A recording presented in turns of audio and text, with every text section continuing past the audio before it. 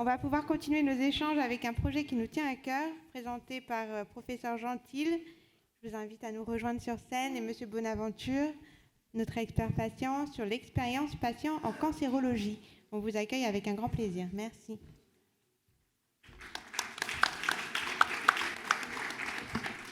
Stéphanie, c'est à toi.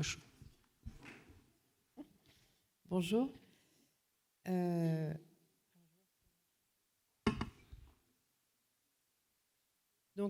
Bonjour, merci de m'avoir invité à donc restituer le projet sur l'expérience patient en oncologie que l'on a fait en collaboration avec le réseau Compaca et bien sûr tous les patients et leurs aidants qui ont accepté de participer. Donc, le contexte un peu de ce projet, c'est dans le cadre de la stratégie décennale avec l'ARS. Il a été décidé en collaboration avec nos deux structures. Alors, en fait, je ne me suis pas présentée. Donc, du coup, moi, je suis professeure de santé publique à Marseille et aussi médecin coordonnateur d'une structure régionale qui s'appelle Pasquale, qui est une structure régionale sur la qualité et la sécurité des soins. Et dans cette structure régionale, on a développé un groupe, on a développé des actions autour de l'expérience patient. Notamment, on avait développé un groupe régional de patients experts qu'on peut mobiliser pour différents sujets. Et dans le cadre de nos activités communes, en collaboration, on nous a proposé de créer, d'essayer d'interroger en fait l'expérience des patients sur leur parcours en oncologie. Donc du coup, je vais vous montrer le principe. Donc le principe, c'est vraiment de prendre des patients qui ont eu un cancer dans le passé et qui sont en rémission, ou des patients qui sont encore en traitement. On n'avait pas sélectionné le type de cancer et on avait bien sûr intégré leurs aidants. Donc là, c'est un peu un rétro-planning de la façon dont ça s'est déroulé. Donc la création d'un groupe de travail, on a travaillé avec les 3C, les associations, les établissements, tout ça pour mettre tout ça en place. On a fait des réunions pour faire un protocole d'études, donc qui consistait vraiment à se dire est-ce qu'on prend que les patients guéris ou pas. Et on a voulu être très générique en fait et pas forcément cibler une pathologie. On a demandé une validation au niveau du comité d'éthique de l'université puisque quand même on allait avoir des entretiens avec les patients. Et en fait, on a réalisé, alors ce qu'on a fait, c'est qu'on a fait des focus group de patients d'aidants et parfois 2 patients et d'aidants, parce qu'on a voulu un petit peu aussi mixer.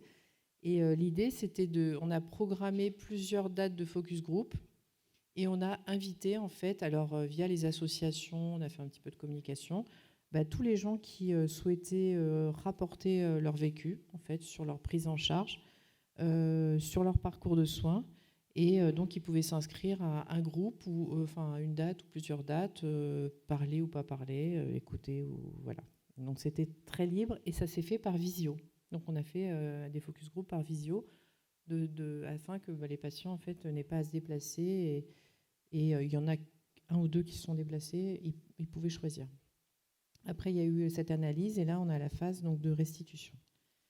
Alors voilà, il y a eu les éléments de communication, donc je pense que c'est pas très intéressant.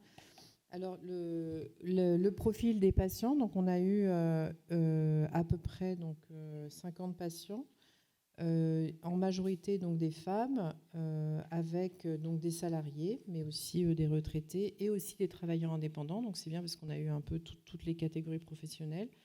L'âge moyen, donc 54 ans, donc vous voyez les âges qui sont sur l'écran.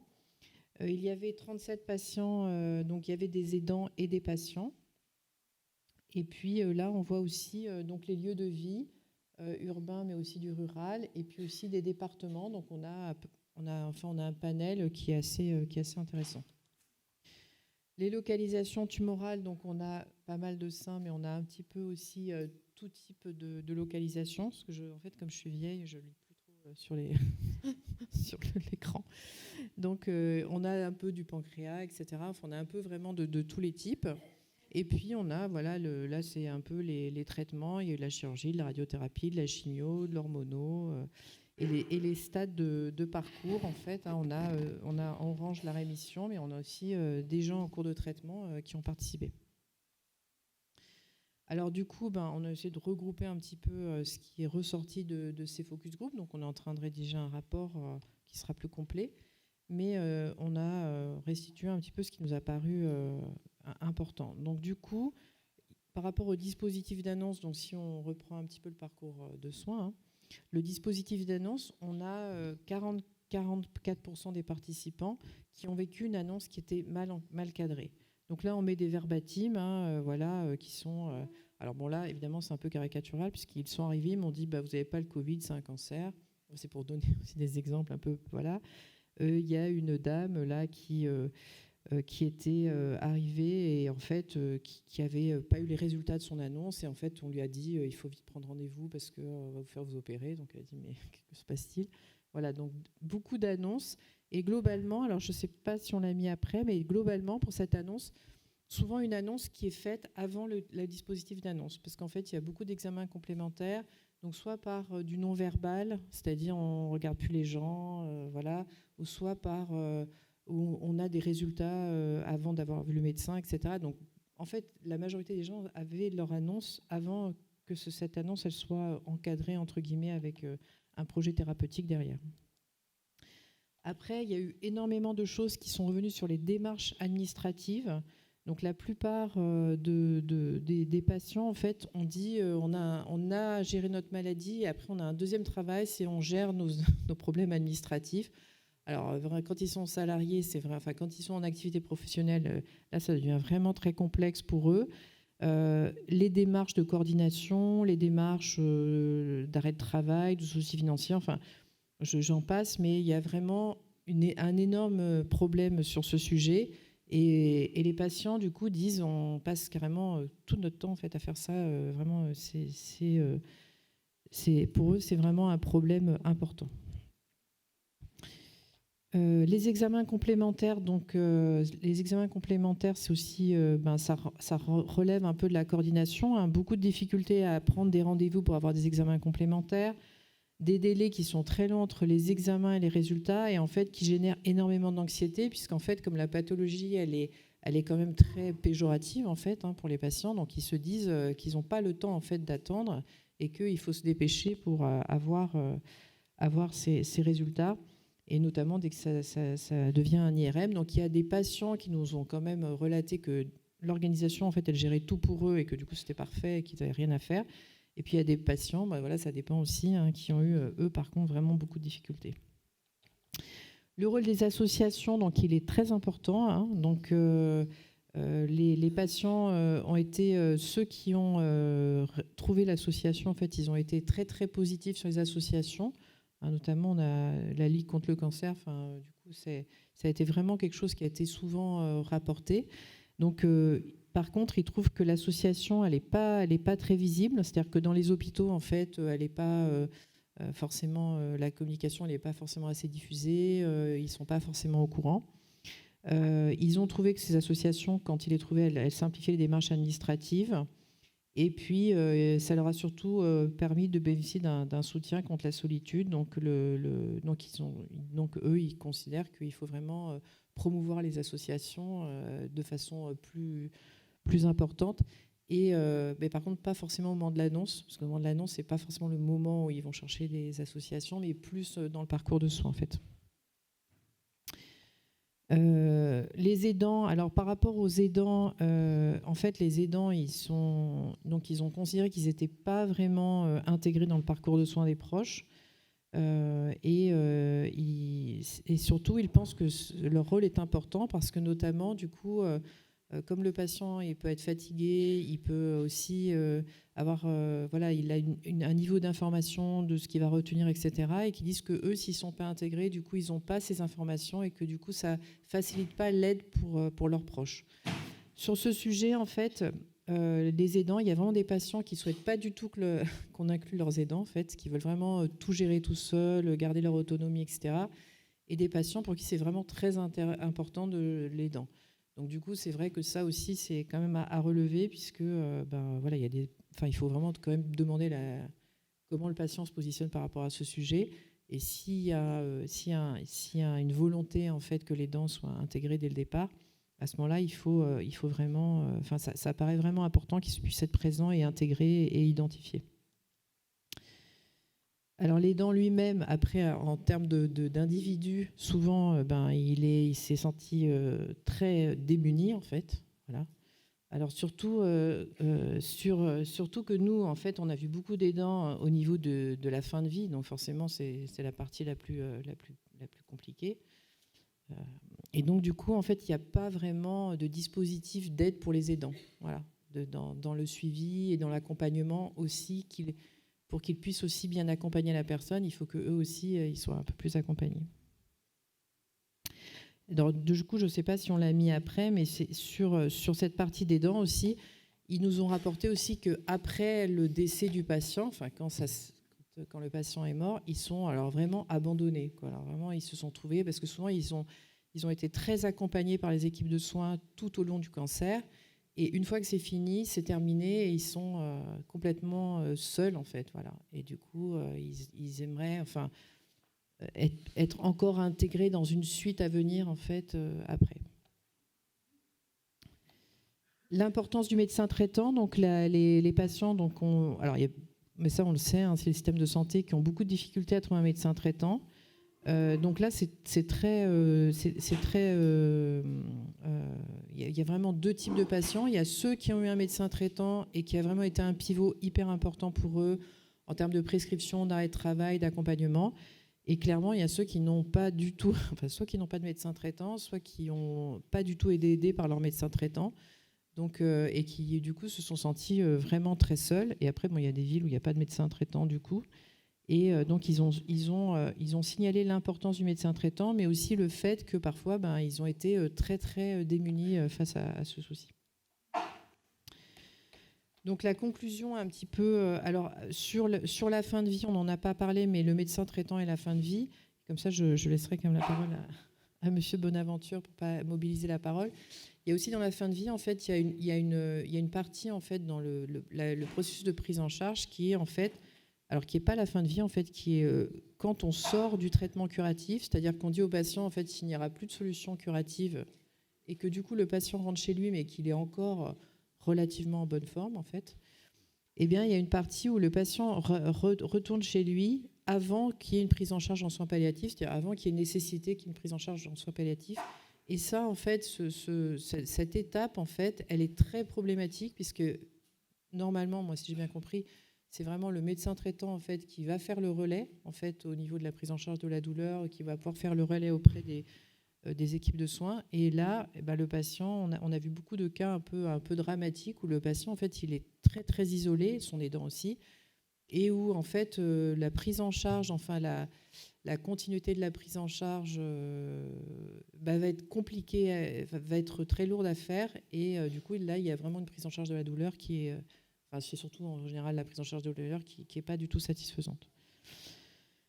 Donc ce projet, en fait, il a permis d'établir un diagnostic régional. Bon, moi, personnellement, j'ai trouvé que c'était vraiment très, très enrichissant et ça a permis vraiment et les patients étaient très contents, en fait, les patients et les aidants et les personnes, enfin, étaient vraiment très, très contents de pouvoir restituer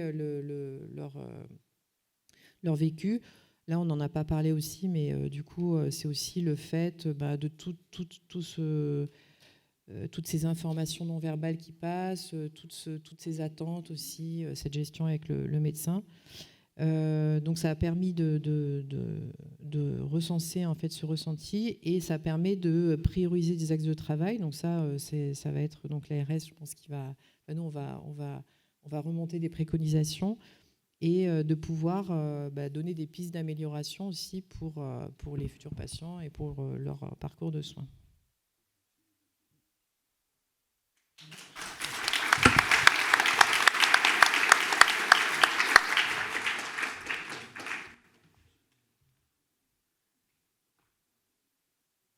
Bonjour mesdames, bonjour messieurs et merci à Oncopacacors de m'avoir invité. Alors je suis pas représentatif quand même des patients, je suis un patient et en plus bénévole parce que j'ai deux casquettes. La première casquette, alors je suis traité à l'IPC depuis 2017 pour un myélome multiple. Je suis à ma 5e ligne de traitement Et comme j'ai un certain âge, je n'ai pas pu bénéficier d'une greffe. Mais peut-être si... là, pour l'instant, ça va. J'ai quelques satisfactions d'être en meilleure forme qu'il y a quelques années, ou il y a même pas un an. Et peut-être bénéficierai-je des avancées thérapeutiques de la science. Alors, j'ai dit double casquette parce que d'abord, je suis en tant que patient à l'IPC, je fais partie du comité patient-aidant. Alors, c'est un organe consultatif qui existe depuis 2002. Il a été créé en 2002, donc vous voyez, il y a déjà une ancienneté. Et cet organe consultatif, chacun s'y implique et participe. Alors, quand je dis chacun s'y implique et participe, on doit être, je n'ai pas le chiffre exact, mais je crois qu'on est 5 représentants, soit de patients, tout simplement, soit représentants d'associations de patients, dont la mienne d'ailleurs, et un représentant, voire même 2, parfois, du comité des usagers. Le reste des participants à ce comité sont des professionnels de santé, soit de santé, soit de soins en vue d'une amélioration de la qualité de vie des patients. Qu'est-ce que fait ce comité? Alors, en ce moment, on travaille dur parce que nous avons... alors, quand je dis nous, je me sens un peu impliqué dans l'IPC, mais ce n'est pas du tout mon cas. Je ne suis pas salarié de l'IPC, je suis bénévole. Mais nous avons un nouveau directeur, le professeur Norbert Hervé, professeur d'hématologie. Et c'est l'époque où l'IPC lance ce qu'on appelle un projet d'établissement. Et donc, on a travaillé énormément sur ce projet d'établissement, nous, en tant que patients, dans le cadre, justement, du comité patient-aidant. Alors, à quoi ça sert? Parce que c'est bien gentil, on travaille sur un projet d'établissement, mais ce n'est pas la finalité. La finalité, c'est d'aider à améliorer l'information des patients. Et pour cela, nous devons, alors des patients, du début, c'est-à-dire de la déclaration de sa maladie jusqu'à la fin, et voir, j'allais dire, si jamais il rechute, continuer à l'aider. Et pour ça, qu'est-ce qu'il faut? Il faut informer. Et tout à l'heure, je regardais les pourcentages. Il est vrai qu'un certain nombre, et moi en particulier, je peux vous le dire, on parle de déserts médicaux. Je dirais qu'il y a la STEP aussi, les STEP pour les patients. Pourquoi? Parce que le patient, quand on lui annonce, comme ça a été mon cas en 2017, qu'il a un myélome multiple, c'est-à-dire cancer de la moelle osseuse, il ne sait pas très bien quoi faire. On lui dit, voilà, vous avez un myélome multiple, on va vous traiter de telle et telle façon. Mais s'il a besoin d'aide, parce qu'il est anxieux quand on lui annonce ça, l'anxiété augmente, eh bien, il a besoin de se référer éventuellement à d'autres, soit à d'autres patients, soit d'avoir des informations complémentaires auprès des médecins. Et j'avoue que, qu'est-ce que j'ai fait? Je ne vous cache pas, c'est mon expérience. Je suis allé sur Internet. Et sur Internet, qu'est-ce que j'ai trouvé? J'ai trouvé des informations d'un hôpital au Canada. Et après, parce qu'effectivement, le Canada, on en a parlé tout à l'heure, est très en avance, notamment dans l'éducation thérapeutique. Et et puis par la suite, je me suis dit, tiens, il y a peut-être des associations. Et tout de suite, j'ai adhéré à une association. Donc le comité des patients, ça permet quand même de soutenir, bien entendu, on informe les patients, de soutenir le patient dans tout son déroulé de soins. Et parfois, il a des incompréhensions, parce que le médecin, peut-être pas, n'a pas eu le temps de tout lui expliquer. À ce moment-là, nous, patients experts, on est là pour justement aider le patient.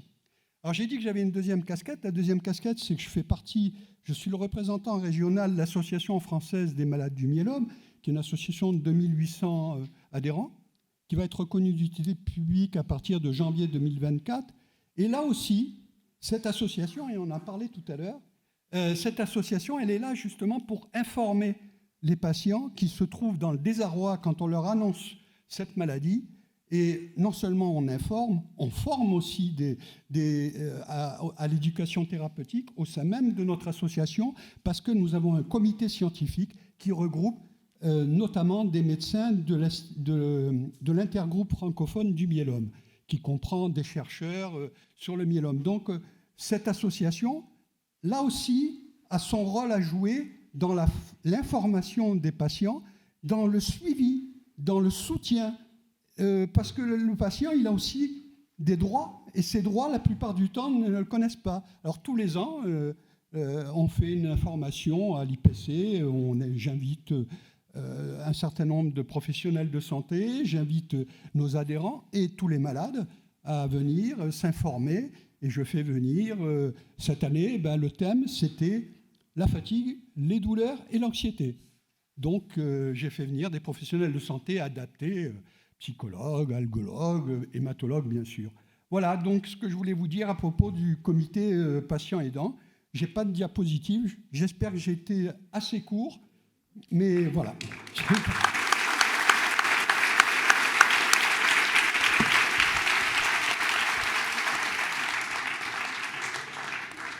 Est-ce qu'il y a des questions dans la salle ou des commentaires? Élodie?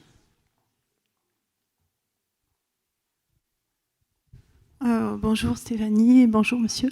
Moi je suis ravie que vous relatiez cette étude et donc moi je trouve que c'est très important l'expérience patient. On l'a mis dans les orientations de notre projet régional de santé, c'est dans notre feuille de route mais on veut le réitérer, on veut continuer à le travailler. Tu parlais aussi des soins palliatifs précoces finalement, de qu'est-ce qui se passe quand le patient il n'y a plus rien à faire entre guillemets.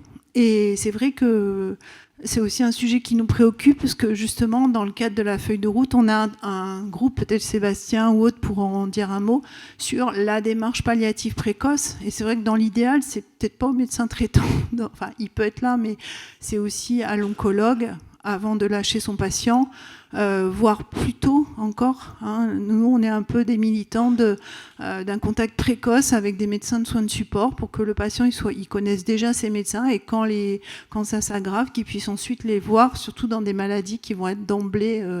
voilà. Alors, c'est vrai que c'est compliqué parce que quand on voit ce qui se passe pour maintenant l'évolution des thérapies ciblées, c'est pas toujours évident pour le médecin de dire vous êtes en soins palliatifs parce que le patient, des fois, il est encore là 5 ans après.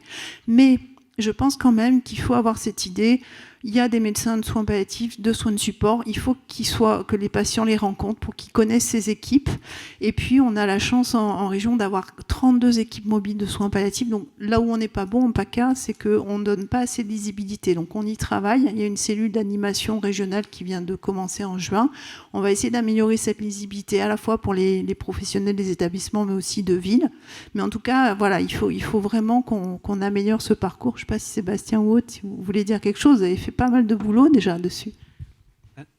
Déjà, en fait, au niveau international, c'est dans les recommandations de l'ASCO d'intégrer de façon précoce les soins palliatifs à l'oncologie. Et il y a un petit problème de sémantique aussi qui rend les choses un peu confuses. C'est soins de support, soins palliatifs, intégration précoce des soins palliatifs. Enfin voilà, tout ça, ça rend un peu les choses encore plus compliquées. Je pense que les choses s'améliorent et que les oncologues et les cancérologues de façon générale pensent que ça fait partie quand même de leur métier à part entière. Et je pense que plus on vieillit, quoique pas sûr, plus on vieillit, plus en fait on a cette sensibilité-là par rapport à la prise en charge des symptômes et à la prise en charge en général. Ce que je voulais rajouter, c'est que c'est vrai que sur ce qui est revenu, et en plus, je sais qu'il y a une mission au niveau ministériel sur les soins palliatifs actuellement, où il y a des choses qui vont sortir. En fait, c'est le rapport au temps qui est compliqué, parce que ce que moi j'ai ressenti en fait sur les focus group qui sont sortis, c'est que en fait à un moment donné ça bascule, et en fait c'est là qu'il faut aller un peu vite, parce que sinon les gens ils souffrent, et beaucoup en fait. Et moi, ça m'a un peu interloqué en tant que médecin. C'est que c'est vrai que j'avais dans l'idée idéale qu'en fait, on ne souffrait plus aujourd'hui en France et qu'on allait mourir sans souffrir, quoi. Et en fait, je me suis rendu compte que non. Voilà, donc c'est vrai que il y a vraiment une nécessité de relais ou d'anticipation, je ne sais pas, sur ces patients. Et c'est vrai que la question de la lisibilité, elle est revenue, mais plein de fois, en fait. Hein. Et il y a la question de la lisibilité, la question de l'information et des temps d'information, puisqu'ils disent tous aussi qu'à l'annonce, ils ne peuvent rien entendre du tout, en fait. Voilà. Donc en fait, ces temps d'information, ils doivent être aussi réfléchis parce que même, je pense qu'il y a beaucoup de choses qui sont dites, mais qui ne sont pas intégrées en fait. Voilà. Donc il y a cette temporalité, à mon avis, voilà, peut-être à retravailler, hein, parce que nous, c'est vraiment un premier travail très qualitatif, hein, mais peut-être à retravailler sur ces différents temps.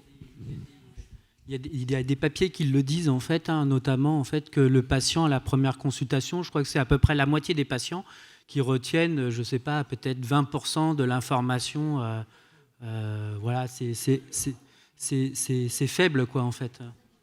Il y a une part de déni ou de surcharge d'informations. Enfin, je ne sais pas comment interpréter ça. Et puis il y a aussi, je pense, qu'ils nous disent, c'est que eux, ils cherchent à ça, ils s'intéressent pas à ça en fait. C'est pas ça qu'ils s'intéressent à. Je veux mon traitement tout de suite pour pas mourir en fait. Voilà. Donc si on leur dit soins de support, etc., c'est pas leur préoccupation encore, quoi. Je pense que c'est tout un travail aussi de sémantique. On l'a dit tout à l'heure. Je crois qu'on doit sortir de cette logique palliative, supportive ou autre. On montre par ces études aujourd'hui sur Big Data américaine, sur près de 80 000 patients, c'est la prise en charge globale du patient. Et ça, je crois il faut parler au patient de son traitement et de sa prise en charge globale, sans parler de support ou autre. Cette prise en charge globale, c'est tout. C'est la nutrition, c'est l'ensemble. Et là, je crois qu'il le comprend. Et des mots qui sont... cette étude américaine, elle est quand même extrêmement marquante. 80 000 patients, ceux qui sont pris en charge d'emblée en prise en charge globale, à 3 ans et 5 ans, ils ont 40% de plus de survie, pas de contrôle, de survie. C'est-à-dire que le patient qui n'a que le soin spécifique, mais pas de prise en charge globale, et là, il faut tout intégrer, à 40% de plus de survie. C'est des chiffres qui paraissent incroyables et qui sont la réalité. J'ai lu un article, alors après à voir, hein, mais ce qu'il dit aussi, et le médecin est très important, hein, pour le patient, vraiment la relation avec le médecin, le temps d'écoute du médecin, enfin ils en parlent beaucoup et du coup ils disent qu'il se réduit de plus en plus parce que les médecins ils ont de moins en moins de temps et surtout, alors ça c'est l'effet collatéral très négatif de l'informatique où ils notent sur l'informatique et du coup ils disent il n'y a plus de relations, enfin ils se regardent plus, quoi. Et par contre, il y a un article qui est sorti sur la confiance et sur l'empathie du médecin et qui augmente les taux de survie. Mais il ne faut pas qu'il soit trop gentil non plus, parce que sinon, ça les rassure pas non plus. Donc il faut qu'il soit gentil, il faut qu'il soit... voilà. Alors, on a encore une question de ce côté-là et après, on finira par l'ARS. Merci beaucoup. Oui, Clarisse Odigier-Valette à Toulon. Je suis complètement d'accord avec ce qui a été dit sur le plan médical. C'est à nous, médecins, d'expliquer le programme aux patients. Et je pense qu'il faut sortir de notre langage complètement hermétique. Le mot palliatif, c'est un mot traduit de l'anglais ou de l'américain. En France, ça a la connotation avec la mort. Et là, franchement, on n'y est pas du tout. Je suis pneumocancérologue, donc... même si on a grandement avancé les cancers métastatiques du cancer du poumon, par définition, on ne les guérit pas. Donc, tous nos traitements sont palliatifs. Et donc, c'est pour ça que quand on annonce la maladie, on doit intégrer le fait qu'on ne va pas les guérir et ce n'est pas parce qu'on ne guérit pas qu'on ne soigne pas. Et donc, si on annonce ça dès le début, c'est très très facile d'intégrer les soins de support. Donc je pense que c'est à nous de changer le message et la perception de ce que veut dire les soins palliatifs, parce que actuellement en France, le mot soins palliatifs égale fin de vie.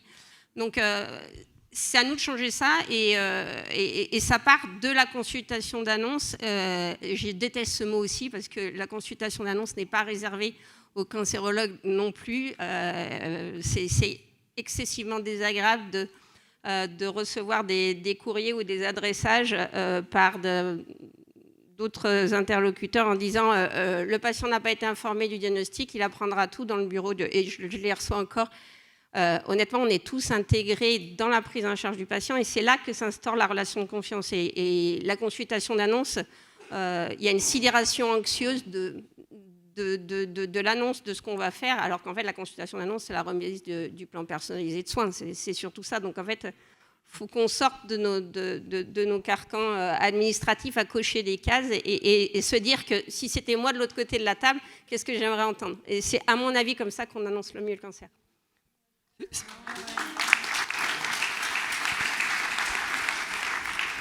Et c'est vrai qu'en fait, on a écrit un article avec Lionel Dany, qui est psychosociologue, sur la représentation des soins palliatifs. Donc, quand on demande aux patients, en fait, on a interrogé un certain nombre de patients, quand on leur demande quel est pour vous le premier mot qui vous vient à l'esprit quand on dit le mot soins palliatifs, c'était quasiment dans 100% des cas le mot mort, en fait. Donc, c'est vrai que c'est peut-être pas le bon terme, en tout cas, pour la première consultation, ça c'est sûr. Moi, j'avais une dernière question à vous poser. À ce stade de la journée, je trouve que c'est vraiment indispensable de vous avoir entendu tous les deux. Encore merci, monsieur, aussi pour votre expérience. L'expérience patient, je pense que maintenant, et soignants et administration, on est tous d'accord pour dire qu'on doit l'intégrer dans notre accompagnement aux transformations. J'ai une question forcément, c'est de vous dire comment on fait. Parce qu'en fait, on voit bien comment on se saisit de ces expériences, de ces retours, pour passer à l'étape de transformation, de pratique. Vous l'avez dit, il y a le dispositif d'annonce, on en a tous parlé comme un progrès, mais on voit bien que ce n'est pas suffisant. On a des infirmières de coordination, mais on a tous autour de nous des expériences avec des patients qui disent « mais en fait, moi, c'est le parcours du combattant », d'essayer de comprendre dans quel parcours je suis. Donc, on voit bien qu'on fait des efforts, on met en place beaucoup de dispositifs d'organisation, etc., pour répondre à des besoins, mais qu'on n'y est pas encore. Donc, comment on passe justement de tout ce que vous avez relaté, qui est du vécu extrêmement indispensable pour transformer des pratiques de soignants, des organisations, etc.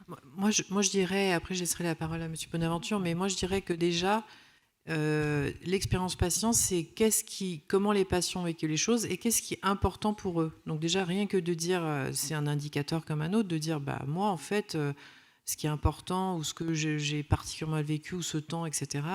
Et après, on les intègre dans les organisations, mais au même titre, moi je dirais que d'autres indicateurs en fait. Mais tant qu'on ne va pas le rechercher de cette expérience, qui est vraiment différent de la satisfaction, c'est vraiment le vécu en fait. Et on a demandé, on a dit quels sont les épisodes, les épisodes qui étaient négatifs et les épisodes qui peuvent parfois être positifs. Et la confiance dans le médecin, parfois tout se passe très mal. Enfin, tout se passe très mal, c'est-à-dire les rendez-vous ne sont pas pris, ils sont annulés, etc., etc. Mais quand la personne elle est en confiance, elle le vit bien. Donc c'est ça. Et donc je pense que l'expérience patient, elle n'a pas vraiment été interrogée au Canada, elle a été interrogée depuis longtemps, mais chez nous, pas trop. Et c'est vrai que, effectivement, en favorisant le lien avec les associations, avec les patients experts, en recueillant cette expérience régulièrement pour dire, pour avoir un indicateur en disant, finalement, oui, ça se passe mieux, pour comprendre ce qu'il y a derrière les mots. Et du coup, pour moi, en tout cas, c'est un indicateur, comme les autres indicateurs, qui sont multiples aussi, et qui permettent de faire progresser les organisations petit à petit. C'est juste que on a aussi nos représentations, comme tu dis avec Lionel Dany, que nous, on a l'impression qu'il y a des choses qui fonctionnent bien, et qu'en fait, non. En fait, quand on est quand on est patient ou quand on accompagne des patients, on se rend compte que non, ça se passe pas si bien que ça, quoi. Oui, je voulais juste rajouter que chaque hôpital peut faire une journée association.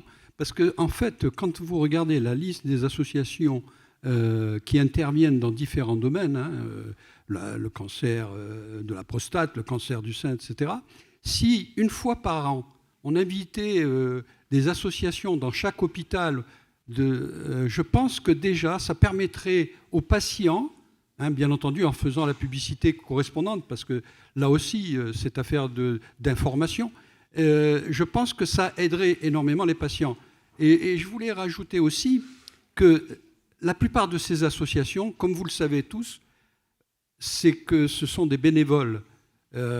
Et ce sont la plupart du temps des bénévoles qui sont eux-mêmes soit patients, soit aidants. Et donc, on ne peut pas tout faire. Donc, on a besoin Vous avez besoin peut-être de nous pour pouvoir donner l'information dans le cadre du suivi thérapeutique du malade, mais nous avons besoin de vous pour nous faire connaître, de faire connaître au moins les associations qui sont reconnues, bien entendu, parce qu'il y a un problème de reconnaissance des associations. C'est tout ce que je voulais rajouter. Pour ceux qui sont représentants d'hôpitaux, moi, j'aimerais bien que, une fois par an, ils invitent l'ensemble des associations. À l'IPC, par exemple, pour rien vous cacher, il y a une liste d'associations qui est établie et qui est donnée aux patients. Si vous avez tel et tel point, tel et tel problème, vous savez que vous pouvez rencontrer telle association, tel numéro de téléphone. Et je dirais que les associations, ce n'est pas que pour les patients, c'est pour les professionnels aussi. Parce qu'il y a beaucoup maintenant de formations, on invite les patients aussi à s'exprimer, etc. Parce que c'est bien que ce soit aussi des deux côtés, quoi, que les patients comprennent les contraintes des professionnels et inversement que les professionnels se disent tiens, comment ça se passe pour le patient. Enfin, je pense que c'est... Le micro.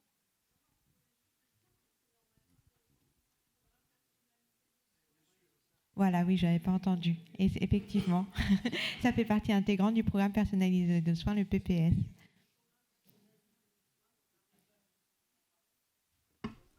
On va mettre le micro en route pour entendre Dr Michel Pibaro. Non, ça ne marche pas. Non, je vais le redire parce qu'on n'a peut-être pas entendu au fond. Oui. Je disais juste que c'est normalement un des éléments du programme personnalisé de soins dans la rubrique contact utile. On est censé justement indiquer l'association qui correspond. Nous, on essaie de faire un listing sur le site internet, mais qui n'est pas forcément totalement exhaustif. Donc, c'est vrai qu'après, c'est à l'équipe aussi de personnaliser. Les équipes qui connaissent généralement les associations. Voilà. Je voudrais juste peut-être aussi en profiter pour donner une note d'optimisme, notamment à Louise. En fait, quand on a connu l'oncologie à 20 ans, et voire plus, on se rend compte du chemin énorme qui a été parcouru.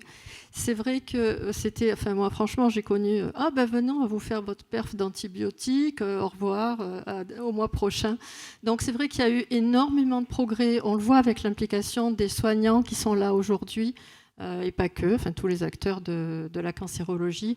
Donc, voilà, je voulais donner cette petite touche d'optimisme et de dire que ce qu'on observe maintenant, c'est vrai qu'à l'époque, on ne le faisait pas du tout. Donc, bien évidemment, ce n'est pas encore parfait. On a encore beaucoup de chemin à faire. Mais les progrès, je trouve, accomplis sont encourageants. Et voilà.